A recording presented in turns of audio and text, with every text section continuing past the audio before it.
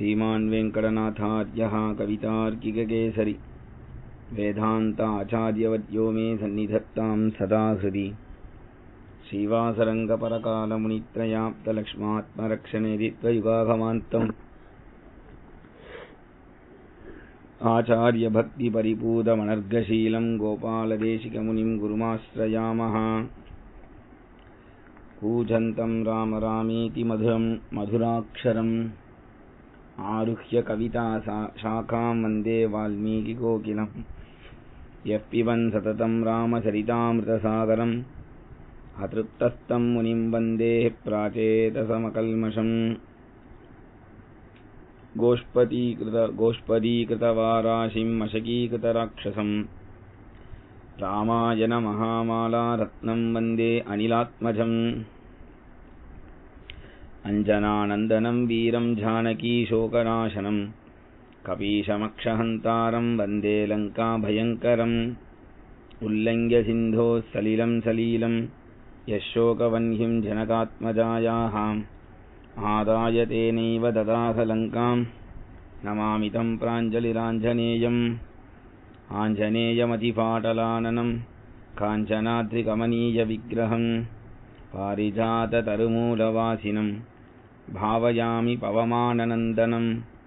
यत्र यत्र रघुनाथकीर्तनं तत्र तत्र कृतमस्तकाञ्जलिं बाष्पवारि परिपूर्णलोचनं मारुतिं नमत राक्षसान्तकं।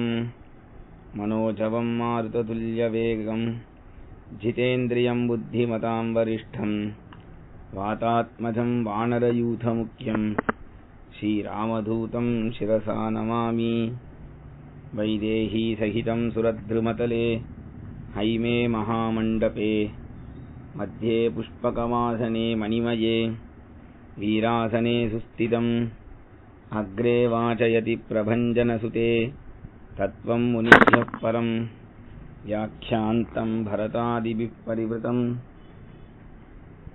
रामं भजे श्यामलं नमोऽस्तु रामाय सलक्ष्मणाय देव्यै च तस्यै जनकात्मजायै। नमोऽस्तु रुद्रेन्द्रयमानिलेभ्यः नमोऽस्तु चन्द्रार्कमरुद्गणेभ्यः। तपस्वाध्यायनिरतं तपस्वी वाक्विदाम्बरं नारदं परिपप्रच्छ वाल्मीकिः मुनिपुङ्गवं।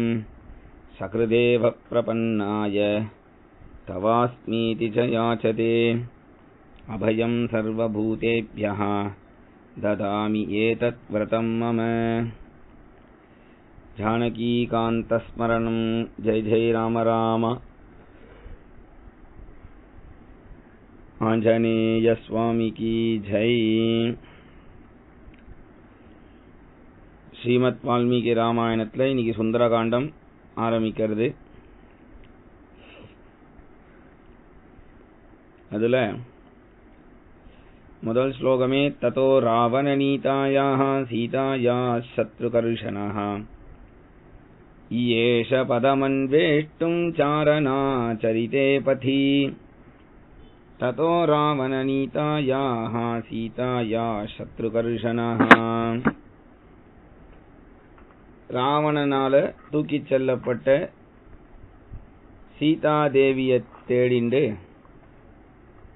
நம்ம ஆஞ்சநேயர் புறப்பட்டு போறார் அப்படின்னு ஆரம்பம். சமுத்திரமே அகழியாக கொண்டிருக்கக்கூடிய அப்பேற்பட்ட அந்த லங்கைங்கிற பட்டணத்துல நம்ம ஆஞ்சநேயர் போய் தனியா போறாரே. இந்திராதி தேவர்கள் கூட அந்த ராவணனை எதிர்த்து எதுவுமே செய்ய முடியாது அப்படின்னும் பொழுது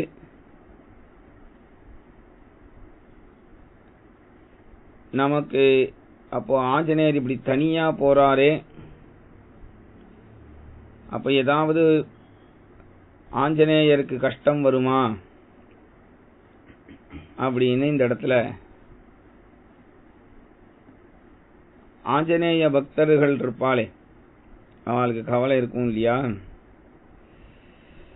அதனால ததோ ராவணநீதாயாः சீதாயா சத்ருகர்ஷணः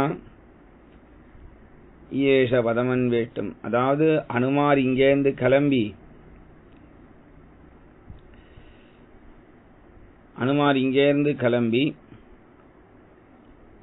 லங்கையை தாண்டும் பொழுது ஏற்படக்கூடிய சுரசா சிம்ஹிகை இவர்களெல்லாம் ஜெயிச்சிட்டு அப்புறம் லங்கினியினுடைய கொட்டத்தை அடக்கிட்டு அதுக்கப்புறமா ஹனுமார் சீதா பிராட்டிய பார்த்து அந்த சீதா பிராட்டியினிடத்துல கனையாடிய கொடுத்து பதிலுக்கு சூடாமணியை வாங்கிண்டு அப்புறம் அந்த அசோகவனத்துக்கு வெளியில் இருக்கக்கூடிய சைத்திய பிராசாங்கிற மண்டபத்தை துவம்சம் பண்ணி அப்புறம் ராவணனுக்கே புத்திமதி சொல்லி லங்கைய தன் வால்ல வச்ச நெருப்புனால லங்கைய பொசுக்கி அப்புறம் சமுத்திரத்துல அந்த வாளை நனைச்சு மறுபடியும் சமுத்திரத்தை சீதைக்கு சமாதானம் பண்ணிட்டு சமுத்திரத்தை தாண்டி வந்தார். இவ்வளவு காரியம் நடந்ததுக்கு அப்புறம் ராவணன் கொஞ்சம் பயந்து போயிட்டான், இல்ல இழைச்சு போயிட்டான், கவலையா இருந்தான் அப்படின்னு சொல்ல வேண்டியிருக்க. இவ்வளவு நடந்ததுக்கு அப்புறம் இத சொல்ல வேண்டியிருக்க. ஆனா இந்த இடத்துல சொல்றார், ஹனுமார் இங்க கிளம்பும் பொழுதே அங்க ராவணன் இழைச்சு போயிட்டான் அப்படிங்கிறார். அதுக்குதான் ததான்னு ஆரம்பிக்கிறார். ததோ ராவண நீதாயாக சீதாயா சத்ருகர்ஷனஹான். ததான்னு அனுப்புறார். ஒரே தாவல 100 யோஜனை கடலையும் தாண்டறதுக்கு முடிவு பண்றார். அதனால மகேந்திர பர்வதத்தினுடைய உச்சியில ஏறினார் ஹனுமார். பெரிய ரூபத்தை எடுத்துட்டார். அன்றைக்கே சொன்னோம், முதல்ல தேவலோகம்லாம் தாண்டி இருக்கக்கூடிய பிரம்மலோகம் வரைக்கும் எங்கேயாவது கொண்டு வச்சிருக்கானா அப்படின்னு முதல்ல பாத்துக்கிறார் ஆஞ்சநேயர். அப்படி முதல்ல பாத்துக்கிறார். அங்கெல்லாம் இல்லைன்றது நன்னா தெரிஞ்சதுக்கு அப்புறமா கடல் தாண்டறதுக்கு உரியதான ஒரு ரூபத்தை மாத்திக்கிறார். மறுபடியும் அந்த ரூபத்துல மகேந்திர பர்வதத்து உச்சியில ஏறி சமுத்திரத்தையே தாண்ட போறார். எவ்வளவு பெரிய காரியத்தை சாதிக்க போறார். அதுல கொஞ்சம் கூட அவருக்கு கர்வமே இல்ல, அகம்பாவம் இல்ல. தான் தான் இந்த காரியத்தை பண்ண போறோங்கிற ஒரு சிந்தனையும் அதுவும் ஒரு வினயமா தான் இருக்கே தவிர அகந்தையா இல்ல. அதனால எல்லா வானரர்களிடத்திலையும் அஞ்சலி பண்ணி கிளம்புறார். அங்கதன் ஸ்தானத்துல பெரியவன், அவனுக்கு நமஸ்காரம் பண்றார். ஜாம்பவான் வயசுல பெரியவர், அவருக்கு நமஸ்காரம் பண்றார். அப்புறம் அங்க இருக்கிற வானரர்களுக்கு இப்படி நமஸ்காரம் பண்றார். அந்தந்த திக்குல இருக்கக்கூடிய தேவர்களுக்கு தேவதைகளுக்கெல்லாம் நமஸ்காரம் பண்றார். அதனால இந்த இடத்துல அப்படி ஹனுமார் தாண்ட போறார். 100 யோஜனை தூரம் உடைய மலை இது கடலை. அதனால மகேந்திர பர்வதத்துல அந்த தன்னுடைய வால்னால ஓங்கி ஒரு அடி அடிக்கிறார். அப்போ என்ன ஆறுதுன்னா, அந்த மலையில இருக்கக்கூடிய கைரிக தாத்து கைரிக தாது பொடிகள் வைர வைடூரியம் மாதிரி இருக்கக்கூடிய இதெல்லாம் அப்படியே ஆகாசத்துல இவர் வால்ல பட்டு தூள் தூளாகி அது அப்படியே ஹனுமாருக்கே அலங்காரமா மேல பொடி மாதிரி விழறதான். ஹனுமாருக்கு அலங்காரம் பண்ணி விடப்பட்ட மாதிரி இருக்குனர். அப்போ அப்பேற்பட்ட அந்த ஆஞ்சநேயர் எல்லாருக்கும் ஒரு அஞ்சலி பண்ணிட்டு ஜெய் சீதாராம் அப்படின்னு ஆகாசத்துல கிளம்பிட்டார். ஏன் ஆகாசத்த மார்க்கத்தை எடுத்தார் அப்படின்னா, ஆகாச மார்க்கம் சாரணா சரிதே பதி. இப்போ அனுமார் இங்கேருந்து நீச்சல் அடிச்சு கூட போயிட முடியும். அவருக்கு அந்த சக்தி உண்டு, கடலை தாண்டுற அளவுக்கு சக்தி உண்டு நீச்சல்லையே. ஆனா அதுக்கு போய் சேர்றதுக்கு டைம் ஆகும். ரெண்டாவது, நீச்சல் அடிச்சு போகும்பொழுது ஈரமா ட்ரெஸ் இருக்கும், அப்புறம் அதை மாத்திக்கிறதுக்கு ஒரு ட்ரெஸ் கையில வச்சுக்கணும். இதெல்லாம் நிறைய இந்த ஜலத்துல போகும்போது இவர் யோசிக்கிறார், இப்படி எல்லாம் போனா நேரம் அதிகமாயிடும். அப்ப பார்த்தா ஆகாசத்துல சாரணர்கள் அப்படி போறா. சாரணர்கள்னு சில பேர், அவா போற அந்த மார்க்கம்தான் சரி அப்படின்னு ஆகாசத்துக்கு கிளம்பிட்டார். கிளம்பும் போதே சூர்யாய மகேந்திராய பவனாய ஸ்வயம்புவே பூதேப்யஸ்ச அஞ்சலிம் கிருத்வா சகார கமனே மதிம். சூர்யாய மகேந்திராய, முதல்ல தனக்கு வேதம் சாஸ்திரங்கள்லாம் சொல்லி கொடுத்த குருவான சூரிய பகவானுக்கு நமஸ்காரம் அப்படின்னு. அதுக்கப்புறமா மகேந்திராய, மகேந்திராயனா இங்க இந்திரன் அர்த்தம் இல்ல, இந்திரனுக்கெல்லாம் இந்திரனா இருக்கக்கூடிய மகத்துன்னு சொல்லக்கூடிய பகவானுக்கு, ராமருக்கு இந்த இடத்துல அஞ்சலி. சூர்யாய மகேந்திராய பவனாய ஸ்வயம்புவே. பவனாயன்னா வாயு பகவான் தான் இவருக்கு அப்பா, அதனால பவனாய, அவருக்கு அஞ்சலி பண்றார். ஸ்வயம்புவே அப்படின்னா பிரம்மதேவனுக்கு நமஸ்காரம் அப்படின்னு. அப்புறம் அந்தந்த திக்குல இருக்கிற பூதேபியா அஞ்சலிம் கிருத்வான், அந்த பக்கம் திக்கு, இந்த பக்கத்துல இருக்கிற திக்குல இருக்கிற தேவதைகள், பின்னாடி திக்குல இருக்கக்கூடிய தேவதைகள் சந்தியாவந்தனம் பண்ணா, அந்த சந்தியாவந்தனத்துல சொல்லுவோம் சந்தியாயே நமஹ, சாவித்ரே நமஹ, காயத்ரே நமஹ, சரஸ்வத்தியே நமஹான்னு அந்தந்த திக்குல இருக்கிற தேவதைகளை நமஸ்காரம் பண்ணுவோம்.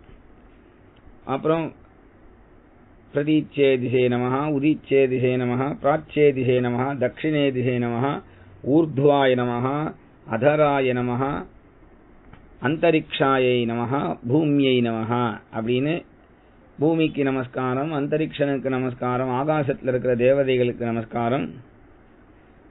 இப்படியெல்லாம் சந்தியாவந்தனத்தில் ஏன் சொல்றதுன்னா, அந்தந்த தேவதைகள்லாம் நாம் உபயோகப்படுத்திக்கிறோம் நித்தியம்.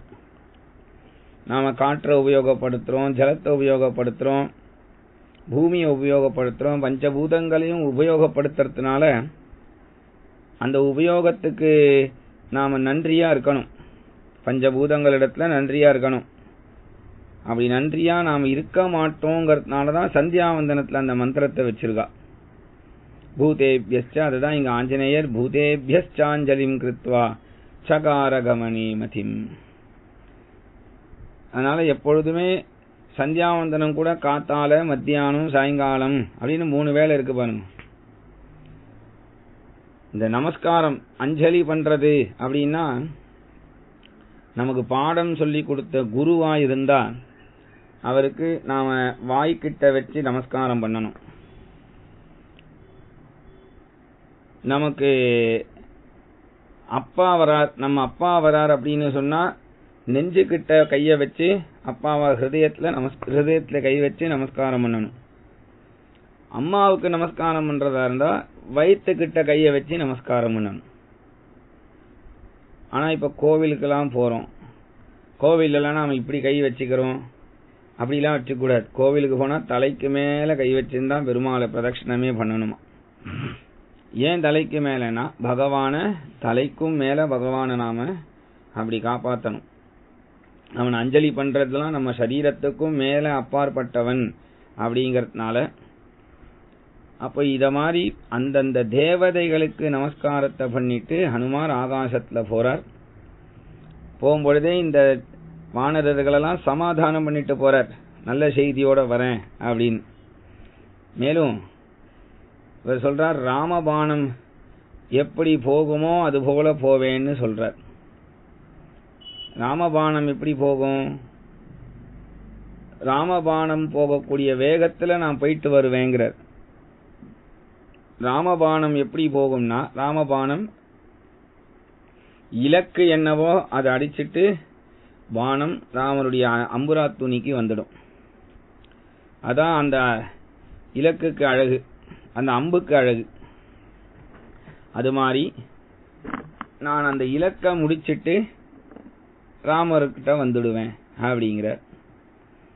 அப்புறம் என்ன சொல்றார், ராமபாணத்துக்கு பொய்யெல்லாம் தெரியாது, ராமர் பிரயோகம் பண்றார், அது போய் செய்ய வேண்டிய காரியத்தை செஞ்சிட்டு வந்துடும்.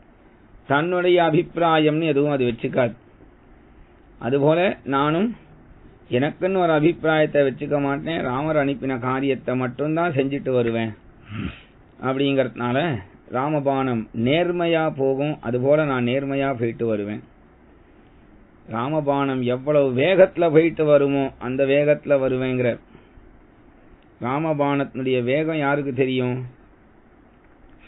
அந்த வேகத்துக்கு ஏதாவது கணக்கு உண்டா அப்படின்னு சொன்னா, ராமபானத்தினுடைய வேகத்துக்கு கணக்கு சொல்லியிருக்கா. என்ன கணக்கு அப்படின்னு சொன்னா, இப்போ அடியனுடைய வாயிலிருந்து வரக்கூடிய உபன்யாச வார்த்தைகள் இருக்கே, இது உங்க காதுல போய் விழறதுக்கு எவ்வளவு நேரம் ஆறுதோ அந்த நேரம். அப்ப நான் அடியன் வாயிலேருந்து வர வார்த்தை இப்ப நான் சொன்னது இன்னும் ஒரு 2 மணி நேரம் கழிச்சு நீங்க ஆத்துக்கு போனாதான் அப்படின்னு இல்ல, வெளியில எங்கேயாவது போனாதான் அப்படின்னு இல்ல, உடனே கேட்கறதே அந்த வேகம் ராமபானம். அதனால அப்படி அவர் போகும்பொழுதே ராமநாமம் சொல்லிண்டே போறார். ஏன்னா எல்லாருமே இதெல்லாம் ஆஞ்சநேயர் நமக்கு சொல்லித்தர பாடம்.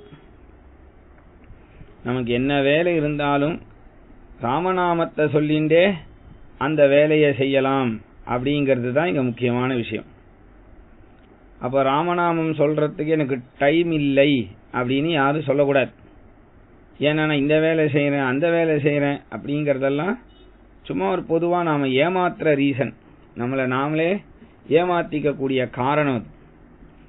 எது இப்ப ஆஞ்சநேயர் பெரிய கடலை தாண்டார், நான் ராமநாமம் சொல்ற நேரமாச்சு அதனால கடலை தாண்ட மாட்டேன்னு சொல்லல, கடல் தாண்டறதுனால நான் ராமநாமம் சொல்ல மாட்டேன்னு சொல்லல.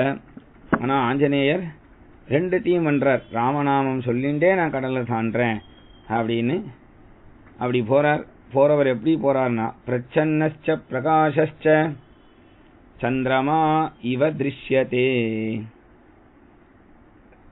சந்திரமா மேகமண்டலத்திலிருந்து வெளியில வரார், மறுபடியும் மேகமண்டலத்துக்குள்ள போறார், மறுபடியும் மேகமண்டலத்துக்குள்ள போறார், மறுபடியும் மேகத்திலிருந்து வெளியில வரார், ஆகாசத்துக்கு வரார். எப்படி பௌர்ணமி முழு பௌர்ணமி நிலா மேகமூட்டத்துள்ள போய் வெளியில வருமோ அதுபோல ஆஞ்சநேயர் மேகமூட்டத்துக்குள்ள போய் வெளியில வரார், மறுபடியும் மேகமூட்டத்திலிருந்து வெளியில வரார். அதனால சொல்றார் பிரச்சன்னஸ்ச பிரகாசஸ்ச சந்திரமாயிவ திருஷ்யதே அப்படின்னு. அப்படி வரக்கூடிய அவருடைய அந்த ஒரு வேகத்தை சமுத்திரராஜன் பார்க்கறான். சமுத்திரராஜன் பார்க்கறான், அடடா என்ன ஒரு மகிமை இவருக்கு, நல்ல மகிமைப்பா இவருக்கு, இவருடைய ஸ்ரத்தைய பரீட்சை பண்ணணும். ஏன்னா ராம கைங்கரியத்துக்காக புறப்பட்டு போகக்கூடிய இவரை அந்த கைங்கரியம் தடபடாம இருக்கிறதுக்கு கொஞ்சம் அவருக்கு ஏதாவது உதவி நம்மளால பண்ணணும் அப்படின்னு சமுத்திரராஜன் நினைக்கிறான். இருந்தாலும் இவருக்கு சௌகரியத்தை கொடுத்தா இப்ப அவர் அதை உபயோகப்படுத்துறாரா இல்ல ராம காரியம்தான் முக்கியம்னு கிளம்புறாரா பார்க்கணும் அப்படின்னு நினைச்சு சமுத்திரராஜன் தன்னிடத்துல இருக்கக்கூடிய மைனாக்கன் அப்படிங்கிற ஒரு பர்வதராஜனை நீ போய் இந்த அனுமாருக்கு ஆதித்யம் பண்ணு, பூஜை பண்ணு அப்படின்னு அனுப்புறார். உடனே அனுமார் பறந்துட்டே இருக்கும்போது பார்த்தா திடீர்னு ஒரு மலை முன்னாடி நிக்கிறது.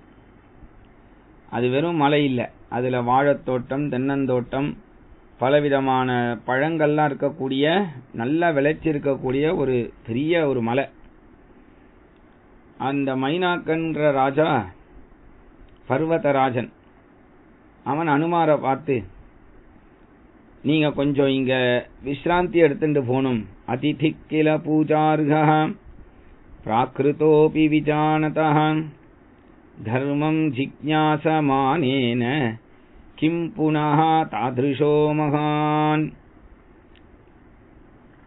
அதிதி கில, அதிதி நீங்க இப்படி வர்றது எங்களுக்கு ஒரு அதிதியா இருக்கு. அதிதினா என்ன? நாமெல்லாம் சொல்றோம் அதிதி வந்திருக்கா அதித்தின்னு. அதிதி கிடையாது. அதிதிங்கிறது கஷ்யபருடைய மனைவிக்கு பெயர். அதிதி அதிதினா என்ன அர்த்தம்னா, நேரங்காலங்கள்லாம் சொல்லாம ஆத்துக்கு வரவாளுக்கு தான் அதிதின்னு பேர். திதிலாம் இல்லாம நேரங்காலம் தெரியாம வருவா, அதனால்தான் அவளுக்கு அதிதின்னு பேர். கெஸ்ட்னு சொல்றான் தான் அவளை. அப்ப அந்த மாதிரி அதிதியா நீர் வந்து இந்த பக்கம் போறீர், இங்க கொஞ்சம் என்கிட்ட இருக்கிற இந்த பழங்கள்லாம் கொஞ்சம் ஸ்வீகரிச்சுட்டு போகணும், சாப்பிட்டுட்டு போகணும் அப்படின்னு மைனாக்கன் சொல்றார். மேலும் என்னன்னா, உங்க அப்பாவும் நானும் சிநேகிதன்பா அப்படிங்கிறார் ஹனுமார்ட்ட. வாயு பகவானும் மைனாக்கன்ற பர்வதராஜனும் சிநேகிதனா. எதனாலன்னா, ஒரு காலத்துல இந்த மலைகளுக்கெல்லாம் ரெக்கை இருந்தது. மலைகளுக்கெல்லாம் சலம்னு பேர். சலம்னா ரெக்கையோட பறக்கக்கூடியது, பறக்கும். அது மலைகள்லாம் பறக்கும். மலைகள்லாம் பறக்கும்னா எவ்வளவு பெரிய ஆபத்து பாருங்க. திடீர்னு நம்ம ஊர்ல இருக்கிற ஒரு மலை அப்படியே ஆகாசத்துல நம்மளோடைய வண்டியில போகும்போது பறந்து மேல வந்தா நாம வண்டி ஓட்டுவோமா, மலையை பார்த்துட்டு இருப்போமா? மேல எப்ப வேணா விழும், யார் மண்டையிலையாவது அது உட்காந்துரும். அது மலை மிரட்டின்றே இருந்தது எல்லாரையும். அப்போ முனிவர்கள்ட்ட போய் சொல்ல, அந்த முனிவர்கள்லாம் இந்திரனிடத்துல போய் இந்த மலைக்கு இருக்கக்கூடிய ரெக்கையெல்லாம் நீ வந்து அறுத்து எறியணும், உங்ககிட்ட தான் வஜ்ராயுதம்னு ஒரு ஆயுதம் இருக்கேன், அதால அடினா. உடனே எல்லா மலைகளுடைய ரெக்கையையும் இந்திரன் அறுத்து போட்டான். அப்புறம் தான் அதுக்கு அச்சலம்னு பேர். சலமா இருக்கிறது, நகர்ந்துட்டே இருந்தது, இப்ப நகராம ஒரு இடத்துலயே இருக்கு, அச்சலம். அதனால அந்த மலைகள்லாம், அதுல இந்த மைனாக்கன்ற பர்வதராஜன் மட்டும் ரெக்கை இப்படி தனக்கு அறுத்துடக்கூடாதுன்ட்டு வாயு பகவானை போய் சரணாகதி பண்ணாராம். அப்ப வாயு பகவான் சொன்னார், நான் வேகமா உன்னை தள்ளுறேன் காத்து அடிச்சு, நீ சமுத்திரத்துக்குள்ள போய் ஒழிஞ்சுடு, சமுத்திரராஜன் உனக்கு அடைக்கலம் தருவார் என்று சொல்ல சமுத்திரராஜன் இடம் கொடுத்துட்டார். அப்ப தனக்கு ரெக்கையை காப்பாத்தினது இப்ப வாயு பகவானும் சமுத்திரராஜனும். அதனால அவளுக்கு நன்றிக்காக, அந்த வாயு பகவானுடைய நன்றிக்காக இப்ப வாயு புத்திரன் தானே வந்திருக்கார். அதனால இங்க கொஞ்சம் ஓய்வெடுத்து என்னுடைய மரியாதையை ஏத்துண்டு போகணும்னதும் அனுமார் சொன்னார், நான் இப்ப சாப்பிட்டு நல்லா ரெஸ்ட் எடுத்துட்டு போறேன் அப்படி சொல்லல. அந்த மலையை இப்படி ஒரு தொட்டார், அவ்வளவுதான். எனக்கு இப்ப நேரம் இல்லப்பா மைனாக்கனே, எனக்கு இப்ப நேரம் இல்லை. ஏன் நேரம் இல்லைன்னா, ராம கைங்கரியத்துக்காக போயின்னு இருக்கேன். ராம கைங்கரியத்துக்காக போயின்னு இருக்கும் பொழுது எனக்கு இப்ப ஆகாரங்கள்லாம் சாப்பிட்டு விசிராந்தி எடுத்துக்க கூடிய அவகாசம் இல்லை. முடிச்சிட்டு வந்து நான் நன்னா விருந்து எடுத்துக்கிறேன் அப்படின்னார். அதனால இப்ப இங்க இடத்துல என்ன சொல்றார் முக்கியமா, ஹனுமாருக்கு, அதாவது நாம இந்த இடத்துல ஒரு தத்துவம் இருக்கு, ஒரு லாஜிக் மேனேஜ்மெண்ட் இருக்கு. நாம ஏதாவது ஒரு முக்கியமான காரியத்தில் இருக்கும் பொழுது அந்த காரியத்துக்கு தடையா இருக்கக்கூடிய சௌக்கியத்தையோ சொகுசையோ நாம அவாய்ட் பண்ணிடணும். ஏன்னா அப்படி பண்ணாதான் நமக்கு என்ன வரும் அப்படின்னா, காரியத்தை முடிக்க முடியும். நாம அதுல வேற வழி தவறி சொகுசுக்கோ இதுக்கோ போயிட்டோம்னா காரியத்தை முடிக்க முடியாம போயிடும். அதனால காரியத்துல கண்ணா இருக்கணும். படிக்கிறோம் அப்படின்னா அந்த படிப்புல கண்ணா இருக்கணும், வேலை செய்யறோம்னா வேலையில கண்ணா இருக்கணும். அப்போ அதனால இந்த இடத்துல ஹனுமார் அதை வேண்டாம்னு சொல்லிட்டு அதை தொட்டுட்டு ஆகாசமா கிளம்பிட்டார். இப்படி இவருடைய ஒரு மகிமைய தேவர்கள்லாம் பார்த்து ஆச்சரியப்படுறா. சரி, இவருடைய சௌகரியத்தை, கம்ஃபர்ட் ஜோனை செக் பண்ணிட்டோம். உலகத்துல எல்லாருமே ஒரு கம்ஃபர்ட் ஜோன்லயே தான் வாழறோம். நிறைய பேர் சொல்றா, சாஸ்திரமும் சொல்றது, கம்ஃபர்ட் ஜோன்ல என்னைக்குமே இருக்காத. எங்க உனக்கு சௌகரியமா இருக்குமோ, ஈஸியா இருக்குமோ, அங்கேயே வாழ்க்கையை வச்சுட்டு இருந்தா திடீர்னு வரக்கூடிய கஷ்டங்கள் கவலைகள் எல்லாம் உன்னால ஹேண்டில் பண்ண முடியாது. அதனால அனுமாருக்கு கிடைச்ச அந்த கம்ஃபர்ட்ட வேண்டாம் அப்படின்னு தகர்த்துட்டார். கஷ்டத்தை தான் முதல்ல ஃபேஸ் பண்ணணும் அப்படின்னு கிளம்புறார். சரி, இவர் இப்படி ஒரு அறிவுனால இதை வேண்டான்னு சொல்லிட்டார். இப்ப இவருக்கு பலம் எப்படி இருக்குன்னு செக் பண்ணலாம் அப்படின்னு தேவர்கள் பலத்தை பரீட்சை பண்றதுக்காக அடுத்தது சுரசை அப்படின்னு ஒரு நாகர்களுக்கெல்லாம் மாத்தா.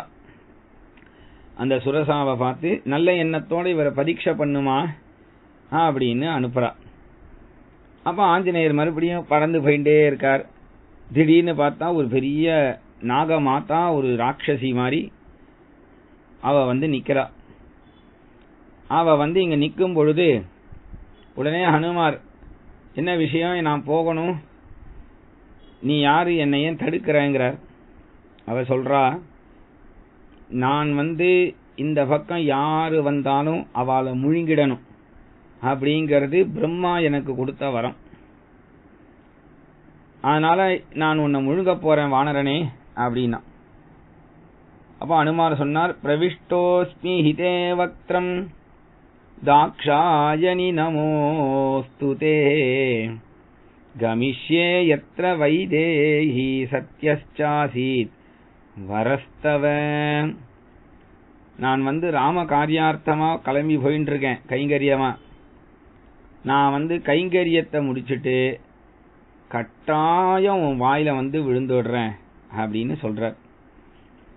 அப்போ இவ, அப்படிலாம் நீ சொல்லி என்னை ஏமாத்தலான்னு பார்க்காத, நீ என்னை தாண்டி போகவே முடியாது அப்படிங்கிறா. அப்படியா?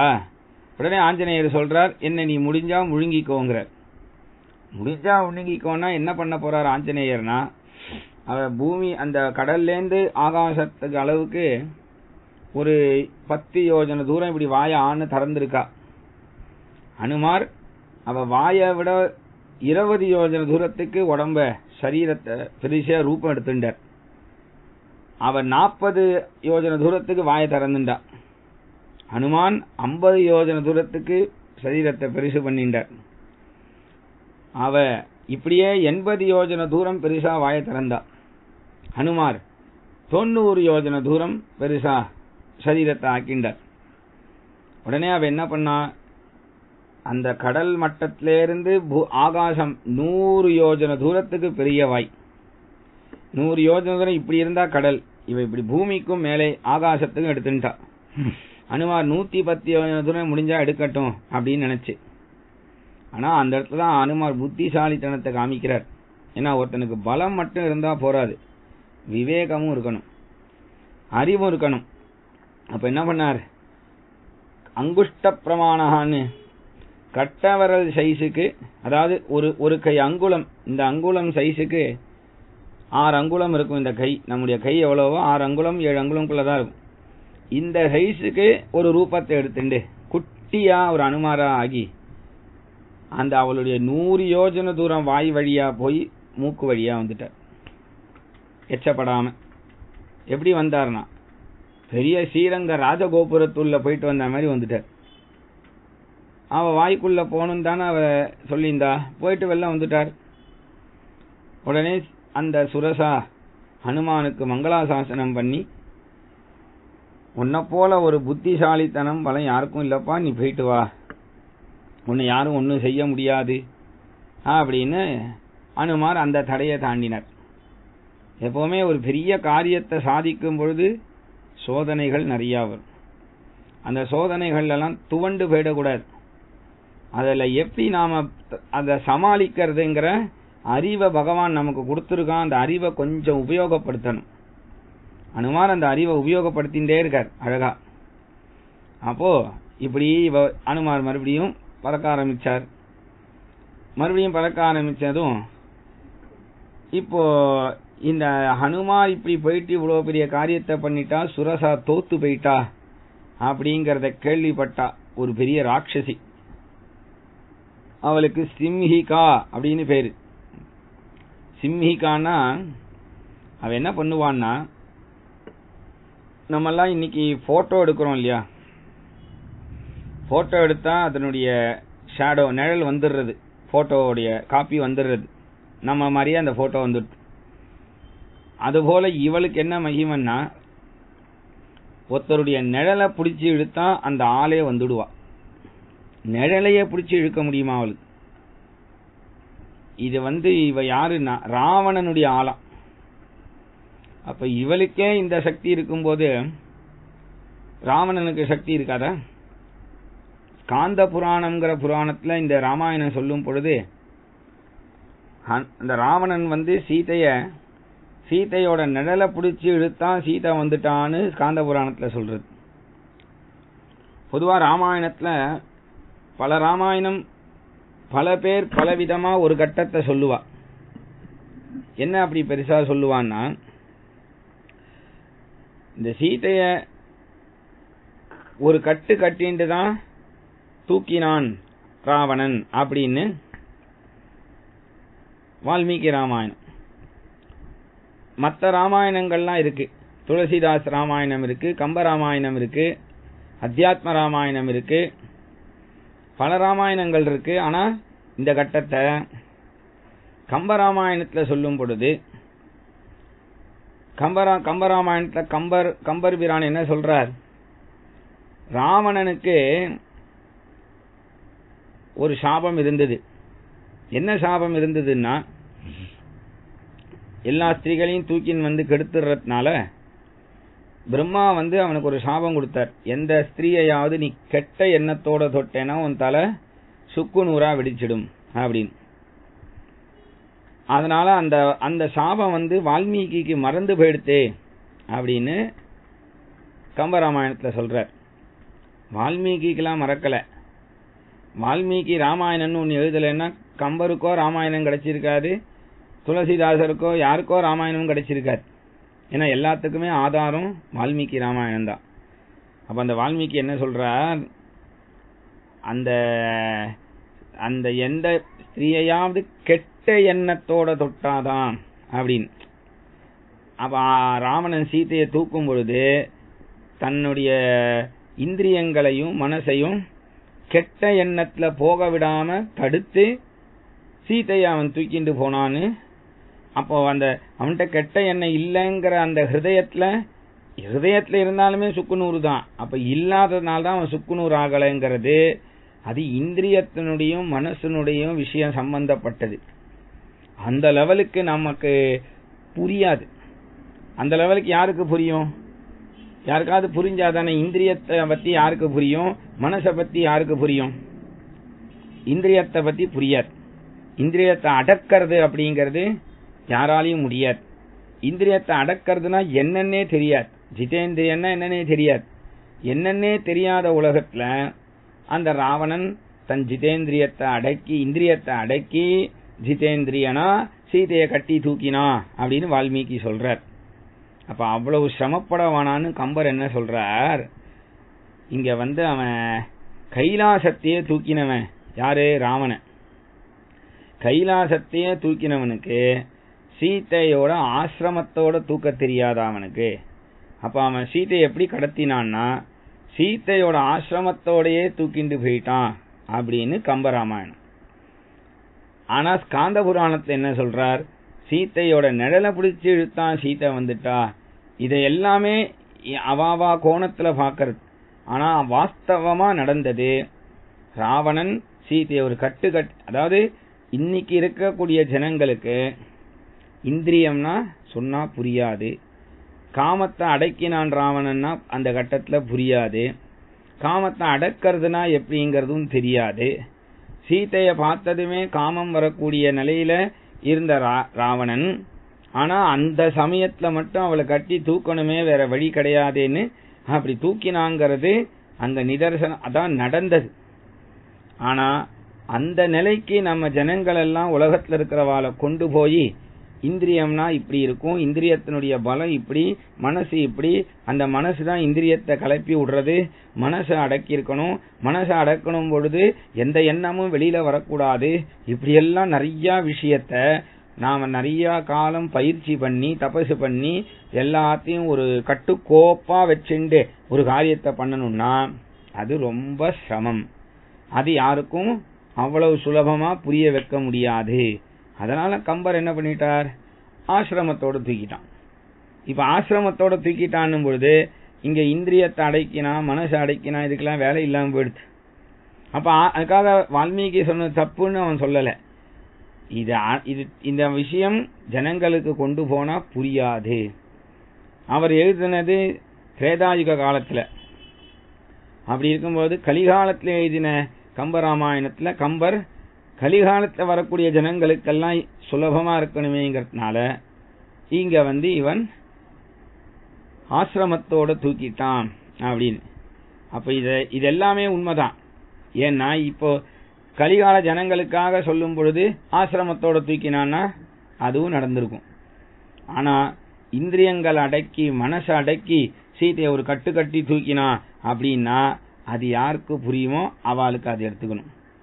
அதாவது அவளுக்கு எடுத்துக்கணும். அந்தந்த கட்டத்தை அவளுக்கு புரிஞ்சுக்கிற மாதிரி எடுத்துக்கணும். அதனால இந்த இடத்துல இந்த சிம்ஹிகா அப்படிங்கிறவ அனுமார் பறந்துட்டே இருக்கும்பொழுது அவ நினைச்சா சுரசாக்கு அவ்வளவு சாமர்த்தியம் இல்ல, அவ அந்த ஆஞ்சநேயர்கிட்ட ஏமாந்து போயிட்டா, என்ன ஏமாத்த முடியாது இந்த ஆஞ்சநேயன், நான் எப்படி பண்றேன் பாருன்னு ஆஞ்சநேயர் இப்படி பறந்துட்டு இருக்கும்பொழுது ஆஞ்சநேயர் நிழலை பிடிச்சு இழுத்தா. பங்கூகிருத பராக்கிரமஹானர், ஆஞ்சநேயரால பறக்க முடியல. ஆஞ்சநேயரை ஏதோ தடுக்கிறது. அப்ப தடுக்கும் பொழுது ஆஞ்சநேயர் என்ன பண்றார், கீழே பாக்குறார். இவ புடிச்சு இப்படி எடுக்கிறது தெரியறது. அப்ப இவ வாய் உள்ள போறோம் அப்படின்னு தெரிஞ்செடுத்து.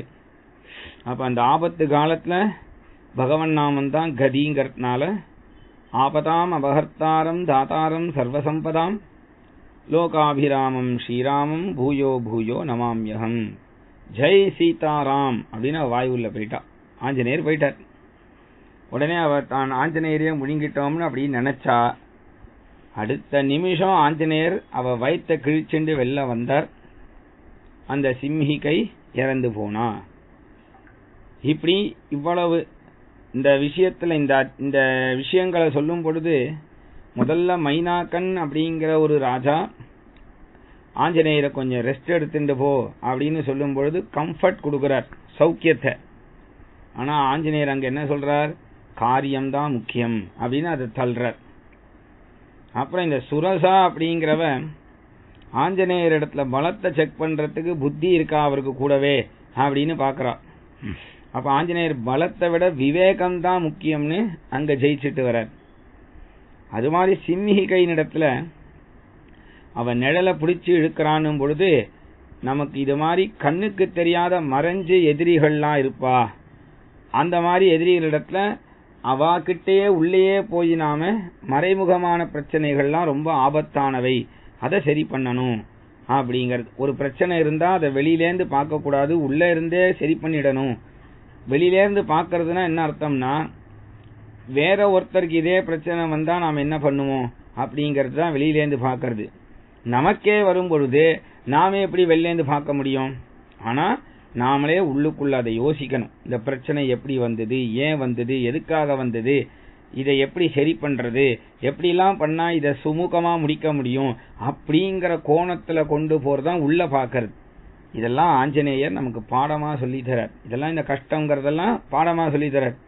இப்படி ஆஞ்சநேயர் அருமையா இந்த மாதிரி கஷ்டத்தெல்லாம் தாண்டி அப்படி வந்ததும் உடனே தேவர்கள்லாம் ஆஞ்சநேயர் முன்னாடி பிரத்யக்ஷமாயி ஆஞ்சநேயரை பார்த்து சொன்னான், யஸ்யத்வேதானி சத்வாரி வானரேந்திர யதா தவ த்ரிதிர் திருஷ்டிர் மதிர் தாக்ஷ்யம் சகர்மசு ந சீததி. யஸ்யத்வேதானி சத்வாரி வானரேந்திர யதா தவ. ஹனுமன்னே, உம போல ஒரு தைரியம், உம போல ஒரு புத்திசாலித்தனம், உம போல ஒரு சாமர்த்தியம், உம போல ஒரு முன் ஆலோசனை, இந்த நாளும் யாரிடத்துல இருக்கோ அவ எல்லாத்தையும் சாதிச்சிடுவா அப்படின்னு சொன்னா. ஆனா இந்த நாலு யார்கிட்ட இருக்கும்? தைரியம் ஒருத்தர்கிட்ட இருக்கு, புத்திசாலித்தனம் இல்ல. புத்திசாலித்தனம் இருந்தா சாமர்த்தியம் இருக்க மாட்டேங்கிறது, சாமர்த்தியம் இருந்தா முன்னாலோசனை இல்லாம பண்ணுவா. இப்படி ஒன்னு இருந்தா ஒன்னு இல்ல, ஒன்னு இருந்தா ஒன்னு இல்ல. நாலுமே யார்கிட்ட இருக்கும்? நாலுமே எல்லார்கிட்டயும் இருக்குன்னு சொல்ல முடியாது. புத்திசாலித்தனம் இருக்கிறவன் தைரியமா இருப்பான்னு சொல்ல முடியாது, பயந்தாங்கோலியா கூட இருக்கலாம். தைரியமா இருக்கிறவன் எல்லாத்தையும் முட்டாள்தனமா பண்றதுக்கும் வாய்ப்பு உண்டு. அப்போ தைரியம், புத்திசாலித்தனம், சாமர்த்தியம், முன்னாலோசனை, இந்த நாலுமே நமக்கு வேணும் அப்படின்னா ஆஞ்சநேயரை பிடிச்சுண்டா போரும் அப்படின்னு சொல்றார். ஆஞ்சநேயரை பிடிச்சுண்டா போரும். அப்ப இந்த நாலுமே ஆஞ்சநேய உம்மிடத்துல இருக்கு, உமக்கு எங்கேயுமே எதுக்குமே தடை கிடையாது, எல்லா இடத்துலயும் ஜெயம்தான் அப்படின்னு சொல்லி தேவர்கள்லாம் ஹனுமாருக்கு புஷ்ப வருஷம் பண்ணி ஹனுமாரை பாராட்டிட்டு அவர்கள்லாம் மறைஞ்சு போனா அப்படியே மறுபடியும் ஆகாசத்துல சஞ்சாரம் பண்ணிண்டு மகேந்திர பர்வதம்ங்கிற பர்வதத்துல ஒரு தாவு தாவினார். இப்போ ஆகாச மார்க்கமா எங்கேயுமே ஒரு ரெஸ்ட் எடுக்கல. இப்ப ஆகாச மார்க்கமா என்ன பண்ணினார், அங்க இருந்து சுவேல பர்வதத்துல வந்து சமுத்திர கரைக்கு இந்த கரையில வந்து பொத்துன்னு குதிச்சார் பெரிய ரூபத்துல. இந்த பெரிய ரூபத்துல இருந்தா லங்கைக்கு தெரிஞ்சிட போறதேன்னு மறுபடியும் ஒரு சின்ன ரூபம் எடுத்துக்கிறார். மறுபடியும் ஒரு பக்ஷி ரூபமா மாறிக்கிறார். சசாரு நானாவித ரூபதாரி பரம் சமாசாத்ய சமுத்திர தீரம் பரைரசக்யம் பிரதிபன்ன ரூபா சமீக்ஷிதாத்மா சமவேக்ஷிதார்த்தः. சசாரு நானாவித ரூபதாரி, நானாவிதமான ரூபங்களை தரிக்கக்கூடியவரா இருக்கார் ஆஞ்சநேயர் அப்படின்னு சொல்றா. நானாவிதமான ரூபம் அப்படின்னா முதல்ல கடலை தாண்டறதுக்கு முன்னாடி பெரிய ரூபத்தை எடுத்துட்டார் பிரம்மலோக பர்யந்தம் போறதுக்கு. அப்புறம் கடலை தாண்டறதுக்கு வேற ரூபம் மாத்திண்டார். கடலை தாண்டி வரும்போது சுரசா வாயில போயிட்டு வரும்போது சின்ன ரூபம் பெரிய ரூபம் மாத்தி மாத்தி.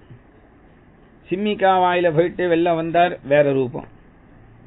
மறுபடியும் இப்போ கடல்லேருந்து சுவேல பர்வதத்துல குதிச்சார், பெரிய ரூபத்தை மறைச்சின்றார், சின்ன கிளி ரூபமாக்கி சமயம் பார்த்து போலாம் அப்படின்னு.